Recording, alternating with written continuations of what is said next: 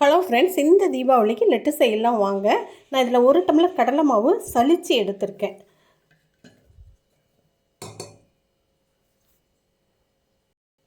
இதில் வந்து food colour கொஞ்சம், ஆப்ப சோடா கொஞ்சம் சேர்த்துக்கலாம்.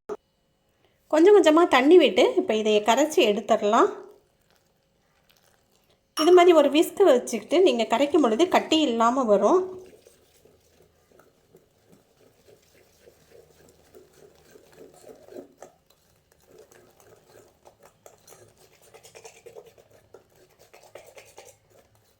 கரண்டி இருந்தால் கரண்டியை வச்சும் கரைச்சி எடுத்துக்கலாம்.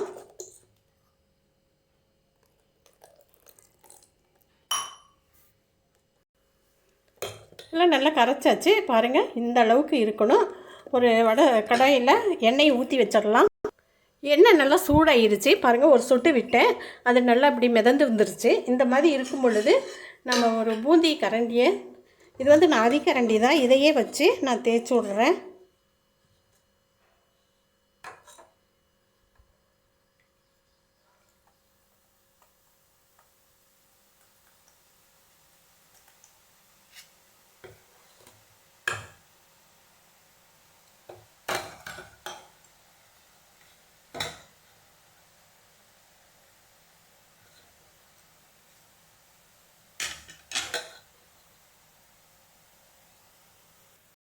நல்லா வெந்துருச்சு. இதை இப்போ அரிச்சு எடுத்துடலாம்.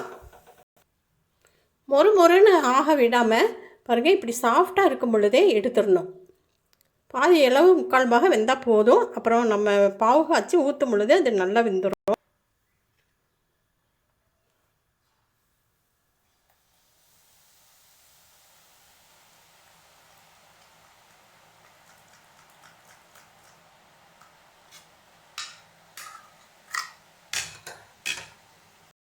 இதையும் அரிச்சு எடுத்துடலாம்.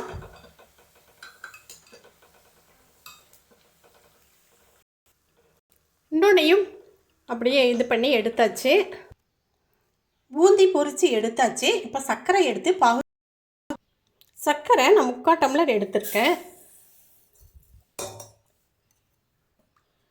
அந்த சர்க்கரை மூழ்கிற அளவுக்கு தண்ணியை ஊற்றிக்கலாம்.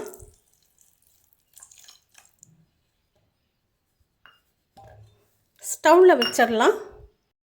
பாகு காயறதுக்குள்ளார நான் இந்த பூந்தியை மிக்ஸி ஜாரில் சேர்த்துருக்கேன். அப்படியே லைட்டாக தூள் பண்ணி எடுத்துகிட்டு வந்துடலாம். பல்ஸ் மோடில் வச்சுட்டு அப்படியே 2 சுற்று சுற்றிடுங்க. இது மாதிரி பண்ணிக்கோங்க. இது இப்போ இங்கே இருக்கணும். இன்னும் கொஞ்சம் நேரம் இருக்கணும். பாருங்க, இப்படி லைட்டாக இப்படி கொஞ்சம் வரணும். ரொம்ப காய்ச்சணுங்கிறது இல்லை. இது மாதிரி வந்தால் போதும். இதில் இனிப்பு சுவையை கூட்டுறதுக்காக சும்மா ஒரு பிஞ்சு சால்ட்டு சேர்க்குறேன். கொஞ்சம் ஏலக்காய் தூள் சேர்க்குறேன். கலந்து விட்டு இதில் வறுத்த முந்திரியும் உலர்ந்த திராட்சை வறுத்ததையும் இதில் சேர்க்குறேன். அதோட கொஞ்சமாக நான் நெய் சேர்க்குறேன். நெய் சேர்க்கும் பொழுது நல்லா டேஸ்ட்டாக இருக்கும். இப்போ சர்க்கரை பாகை எடுத்து ஊற்றிக்கலாம். கொஞ்சம் கொஞ்சமாக ஊற்றி கிளறிக்கலாம்.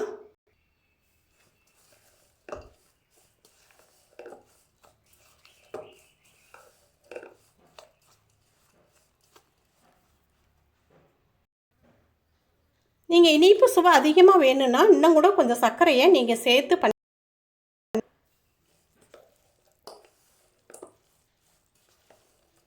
எடுக்கிற மாவுக்கு தகுந்த மாதிரி சர்க்கரை எல்லாமே நீங்கள் சேர்த்துக்கோங்க. நெய் எல்லாமே நீங்கள் சேர்த்துக்கோங்க. நான் வந்து கம்மியாக தான் செஞ்சு காமிக்கிறதுக்காக எடுத்திருக்கேன்.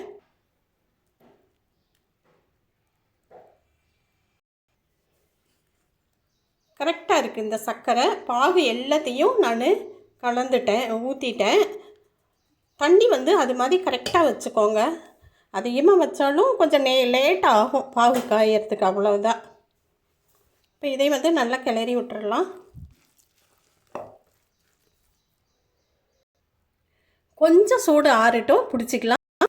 ஆறின உடனே கொஞ்சமாக ஆறின உடனே இப்போ சூடு இருக்குது, ஆனாலும் இப்படி கொஞ்சம் லைட்டாக சூடு இருக்கும் பொழுதே பிடிச்சிக்கலாம்.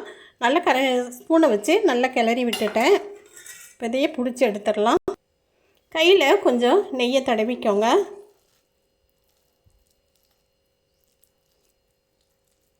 கரெக்டாக இருக்குதுங்க இந்த பாகு.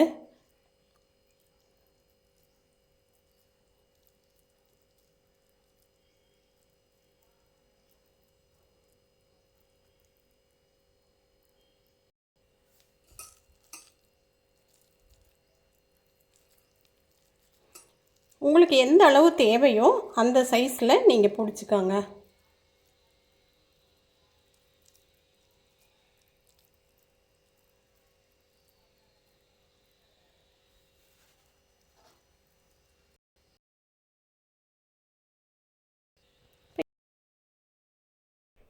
எல்லோருமே இந்த லட்டை ஈஸியாக செஞ்சிடலாம். பிகினர்ஸ் கூட இதை தெரியாதவங்க கூட இதையை செஞ்சிடலாம். இந்த ஸ்வீட்டை இந்த தீபாவளிக்கு செஞ்சு ஜாலியாக எல்லோருமே சந்தோஷமாக கொண்டாடுங்க. ரொம்ப நல்ல ஒரு டேஸ்ட்டில் இருக்கும். பாருங்கள் எவ்வளோ சாஃப்டாக எப்படி வருது பாருங்கள். இந்த வீடியோ பிடிச்சிருந்துச்சுன்னா லைக் பண்ணுங்கள், ஷேர் பண்ணுங்கள், கமெண்ட் பண்ணுங்கள். இதுவரை சப்ஸ்கிரைப் பண்ணாதவங்க சப்ஸ்கிரைப் பண்ணுங்கள். பக்கத்துலேயே இருக்கிற பெல்லையும் ஆளுங்கிற ஆப்ஷனையும் டச் பண்ணி வச்சுக்கோங்க. அடுத்த வீடியோவில் பார்க்கலாம்.